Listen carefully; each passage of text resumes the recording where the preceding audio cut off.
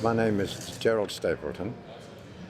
My first name, given to me by my parents, was Basil, and I had so much trouble at school with Basil, so I elected to have Gerald, which is my second name. I first was interested in the Air Force in '36 when Alan Cobham's Air Circus came to our school and landed on the football field. They were all biplanes. And my brother had joined the Air Force, my elder brother, and we'd always been in competition, so I decided to join it. I joined it in January '39, and the people who joined it at the same time, at the same age, I was 18 and a half when I joined, we were very lucky having a year's training, virtually a year's training on all Tiger Moths, Hearts, Audaxes, they're bigger biplanes. And then we went to an operational training unit where we went on to Harvards and Hurricanes. After that, you were posted to a squadron. I was initially posted to 32 Squadron at Biggin Hill, and then was posted to 603. And we had older chaps there who'd been flying in peacetime with the squadron.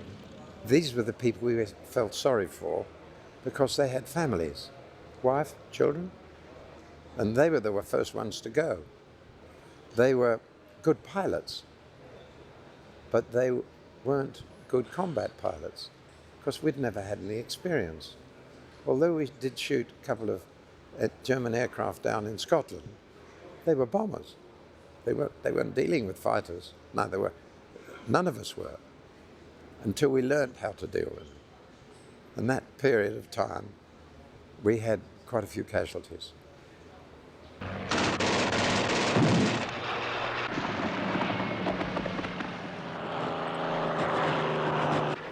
And 603 went down to Hornchurch in late August 1940. And that's when we became engaged with the Battle of Britain. We didn't have any idea of combat against a large fleet of bombers and fighters. We started flying in threes, and 3 aeroplanes cannot stay together. 2 can. So after very bad casualties in the first week, we started flying in finger fours. When we say finger fours, we mean that formation, exactly like that. 2 and 2. And our casualties then started to drop.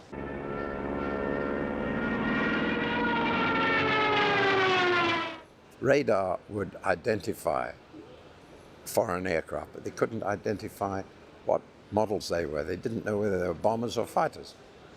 So until they crossed the coast where the observer corps on the ground could say, those are bombers and those are fighters, and phone that information back to control, we were sitting on the ground waiting for us to be scrambled. And then all we had to do was climb for height. They already had height. They had their operational height. And that was a disadvantage we found ourselves in. The one advantage we did have was that Germans were flying over enemy territory. We lost over 500 pilots in the Battle of Britain, but we lost over 800 aircraft that crash landed in Britain, but the pilots were okay. The German pilots weren't.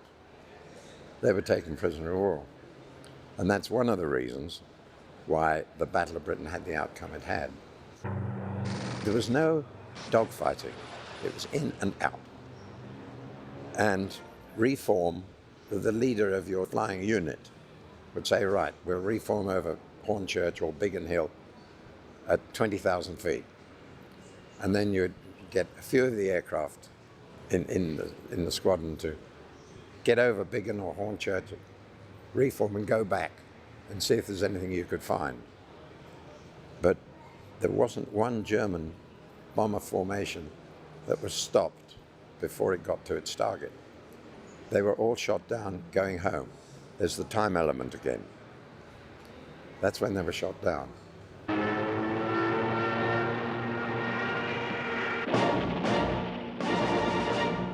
the longer it went on, the more you were untouchable. You know, you'd have the chap, friends killed and that sort of thing, but why you were lucky you didn't answer any questions. And I know some people who were guilty of surviving. Don't include me among that lot. I wasn't guilty of surviving. And it was pure luck that anybody in the Air Force survived. Skill, that amount, but that's all. And I was shot down once. That cannon shell could have come through my fuselage and hit the armor plate on behind me, and it throws the armor plate forward. And it would have thrown me forward, and I wouldn't have been able to get out of the aeroplane. But it was lucky that it wasn't through the fuselage. It was lucky it was in the wing. I was taken prisoner of war. I was shot down in Germany. And no blood. I jumped out of a Spitfire at night, was shot down during the Battle of Britain, was shot down in Germany in typhoons. No wounds. If that's not lucky, I'd like to find out what is. We had a very narrow view of the whole thing. And when you're 20 years old and in a Spitfire, it was exhilarating. You're firing at an airplane. No question of firing at a body. You can't see the people. And I think pilots were relieved when they saw a parachute. Didn't matter which side it was. You know, that was a good thing that the chap got out. And you didn't have time for regrets. And if you thought it was going to happen to you, you wouldn't have been any good, would you? You can see that. If you were scared, and you always thought, it'll never happen to me. It didn't. You can teach monkeys to fly better than that. Going into London with 24 hours off, from 12 to 12, going to a nightclub where you had to belong to a wine club to get liquor, and then going on to a Turkish bath where you'd get there around about 11 o'clock. You'd have a Turkish bath, sweat in the steam room, your cold plunge. Upstairs, you'd have a cot to sleep in after a massage. And by God, you felt good the next day. Those are the things that I remember.